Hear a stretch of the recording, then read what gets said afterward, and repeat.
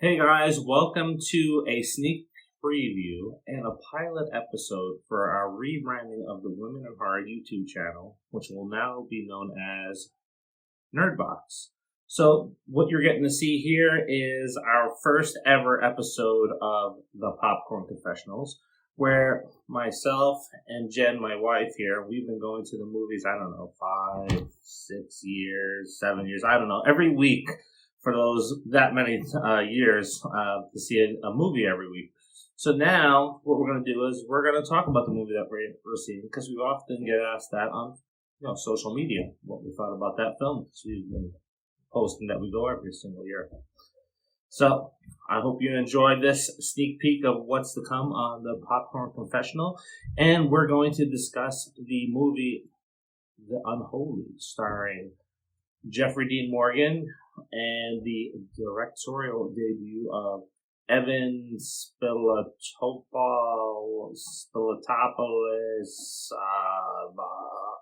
Jesus. A few moments later. Evan that dinosaur name. 6.5 hours later. Evan Spiliotopoulos. Well, guess what? So if you hear me mix up a name or forget a character, Jenn's here going to be filling in that information for you. So you'll see that happens a lot with me. It's that guy or this person that's in that movie. Oh, like Colin Farrell? What are you talking about? In The Voyager. You mean that Irish guy, right? Yeah, the Irish guy. Oh, okay. Yeah, that's the movie that we're going to see next. We would have this review out to you sooner, and the original intent of filming the pilot was to do it in the movie theater right after the movie ended. But we had the camera set up inside the theater, and then some people came in that worked there, and I didn't want to think, I didn't want them to think that we were doing some Pornhub challenge or something like that, so we just kind of shot home real quick, and we had to get a makeshift green screen up and running, and messed around with some audio, so we're running this pilot a little bit late. But so let's talk about the Unholy on our So pilot. this would be family friendly then, right? Not Pornhub? Well, Pornhub, I think you can make a little bit more money with those videos, so we'll have to talk about that later. But for YouTube, yes, this is going to be family friendly. So The Unholy, starring, again, Jeffrey Dean Morgan, and director Evan Spiliotopoulos. Yeah. The dinosaur name, that's what it is. So this movie here it starts off in the 1800s in a town called Banfield, and you're in the first person perspective of somebody that seems to be getting burned at the torch. And we go ahead and we fast forward to the present day, where we have Jeffrey Dean Morgan, Jerry Finn, and he is a disgraced journalist. We find out why during the movie. We're not going to get into that right now. But he is assigned to a story that is in Banfield, and it is about cow mutilations.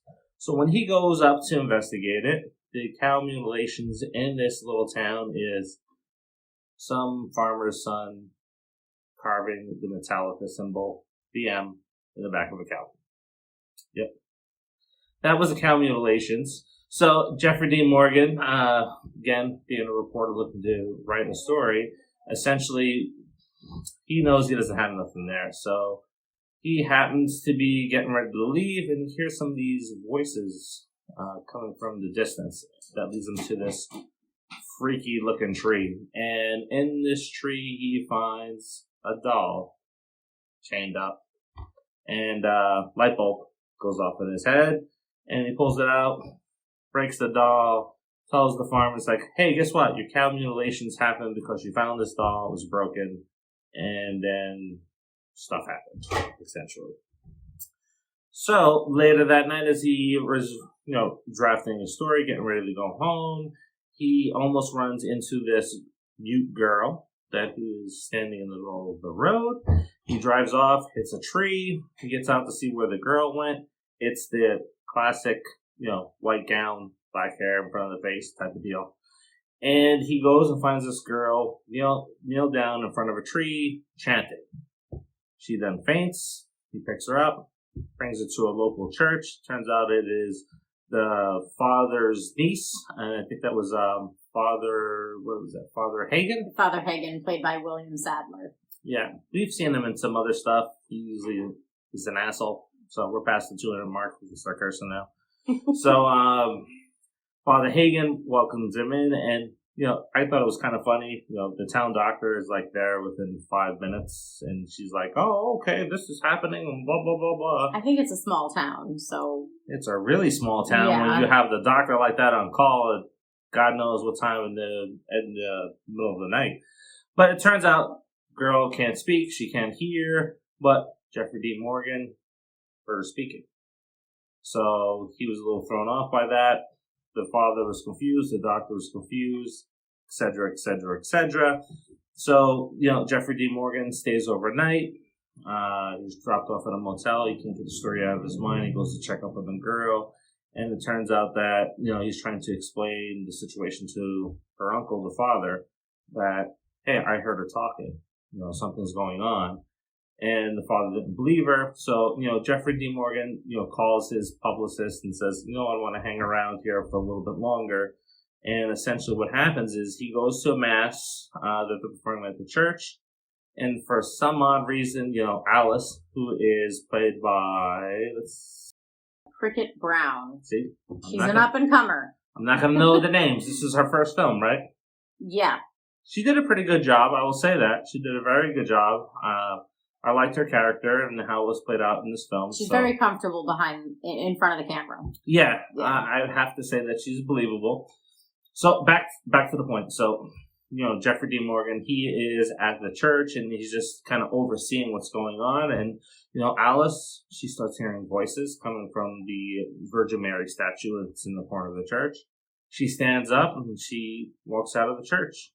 And for some reason, this is a little confusing. Everybody else got up in the church and just kind of followed her out. So she walked out to the fields and she walked to this tree where Jeffrey D. Morgan had found her the day before. And she's staring at the tree. Jeffrey D. Morgan starts taking pictures. She turns around and she can suddenly hear and she can talk. So we have an instant miracle that has taken place in this town of Banfield. Now, as the story begins to play out, the Catholic Church gets involved. They send in their miracle busters. Yeah, miracle busters, like ghost hunters and myth busters. So they send out these two guys out. The bishop that is played by Carrie Elways. He's going to fill in the names. I don't know. So he is there with some soap opera Spanish dreamy guy. Oh, yeah. He comes in and he's like, I don't believe in these miracles. I'm going to disprove those miracles. It's like, oh, okay. You go and do that, guy. But so as the story plays out, we start to have a series of miracles that are happening in this little town of Banfield, and it is all tied back to Alice. And Jeffrey D. Morgan, again, the disgraced reporter, has an opportunity to... Also an atheist. Yes. Should point that out. He has an opportunity to rejuvenate his career, and he has exclusive rights to this entire story. So nobody can talk to Alice unless they go through him and the church. So Jeffrey D. Morgan, he has the exclusive rights to this story, and he can tell it, and starts fielding offers from newspapers and organizations all over the world to reestablish his career. Now, as the movie progresses along, we start to learn the truth behind the miracle. And that is not tied to the Virgin Mary, but it is tied to this woman named Mary who was persecuted in the beginning of the movie that we saw, that first person. So I'm not going to give away the end here, but I will say that it does pick up and we start to see some events that start to happen. And I'm going to ask you a question here. So what did you think of the film? Okay, so we come into this film from completely different sides. He was raised Catholic, he's an altar boy, the whole 9 yards. I was baptized only for the sake of my grandmother, was not raised religiously, and I am not religious today. I would be called an agnostic person. I'm spiritual. I believe in ghosts, but I don't believe in heaven and hell or God and Satan. So that being said, I thought the movie was really well done. I think it could probably turn some people into believers, depending on who they are. It was definitely done well. The scripting was great. Jeffrey Dean Morgan killed it as usual. Cricket Brown, I think she's gonna go places. First movie, but she was really, really good. She was really good. She's very comfortable in front of the camera. Katie Aselton was Dr. Natalie Gates. The doctor that just appears everywhere in this movie. It was interesting to see her in this type of role, though. Some of you may know her from The League. She played Jenny. So definitely a totally different role for her to play. But overall, I enjoyed the movie. So this is something that you're going to see from us often in the show. I thought this movie was a turd. Now, before I get into why, and before you just turn this video off because I said that, if you like the movie The Last Exorcism, if you like the movie The Exorcism of, it's not Molly Hardin, it's something. Emily Rose? No, not Emily Rose, it's the other one that we just seen not too long ago. Was that Grace? No, we saw it in the movie theaters before the pandemic. But if you like The Last Exorcism, and if you like movies like that, you'll like this movie. If you want to see a movie that's, driven by religion and topics like that, go turn on Stigmata. If you want to see a horror movie with Jeffrey D. Morgan, I would even say go watch The Possession. But this movie, my God, I thought sucked. There's a lot of jump scares in it, so if you're into jump scares, this is going to get you. If you're into movies that you want to watch with your kids because you don't want them to be too scared during a movie and you want to watch something that's fun for the whole entire family, watch this movie. But if you're looking for a good horror movie, this is not it for me. Well, it can't all be blood and gore. It doesn't need to be blood and gore, it just needs to be interesting. Honestly, I thought the character was kind of a little bit flat. I thought Jeffrey D. Morgan was kind of reaching in this role. So, essentially, for me, I thought the movie was okay. Not really looking forward to watching it again. I did like some of the performances in it, but I thought some of the effects were a little lame. I thought the jump scares were just too cliche and overused in this film. And I think they just kind of dropped the ball on this one. Okay, well, let's just clarify that what I enjoyed about the movie was the actors who played the parts well. I think that Cary Elwes, he sucked. Cary Elwes is a good actor. He's been in a lot of movies. I mean, we all know stiff. Who he is. Really stiff. He was really stiff. You know what? He had an Irish accent as well as a Boston accent. It didn't mesh well together. Jeffrey Dean Morgan, he had a few of the things, he would deliver on was like, the swagger that you're used to seeing with Negan. So I enjoyed that. As far as the whole possession aspect or the religious aspect of it, I don't enjoy any of those movies. Simply because I don't believe. So I don't like The Possession. I don't even like The Exorcist. The Exorcist sucked. I laughed at that movie. Anyway, so you'll get this. Some days you'll probably see an argument break out in our shows, but it won't happen all the time. But I think they missed the boat on this film here because I think they try to focus too much on Jeffrey Dean Morgan's character. And I think Alice was really the star of the movie. Mm-hmm. And I think if they would have focused more on her performance and her character, it would have made the movie a lot better. I didn't care for any of the characters. The only reason why I cared for Jeffrey Dean Morgan character is because it was Jeffrey Dean Morgan. He's awesome. We met him. We like him. So that's the only reason why we actually really went to see this movie.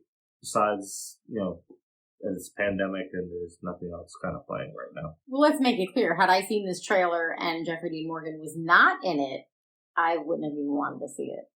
No. Nothing jumped out that made me say, yes, I want to see this. I mean, as far as possession movies go, no. I said it was interesting. Oh my God, shut up. I went back. She said as far as possession movies go, this was really like the rest of them. So, what would you kind of give it on a rating scale? If I'm going to rate it, I'm probably going to give it a C. Yeah, I'm going to give it a C too. I thought you would have given it around a B- or a B, but it's definitely a C. If you have nothing else to go see in the theaters and you want to see a good horror movie with Jeffrey Dean Morgan, like I said, go watch The Possession. If you like these movies like The Last Exorcism or some of the, the jump out scare movies that we've seen before in the past, check it out. You may like it. But I thought this movie kind of borrowed too much from The Ring and The Grudge. I've seen a lot of influence from all those movies, and it just didn't pull it off well. Any closing notes on this one? No.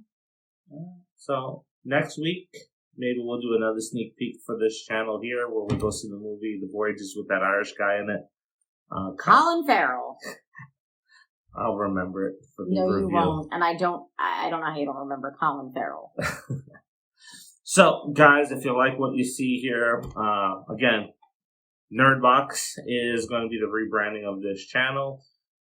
Like, subscribe, throw some comments down. If you've seen this movie, we want to hear what you thought about the film because it's always fun to talk about movies and what people think about. And we'll have plenty more of these reviews weekly. See you later. See ya.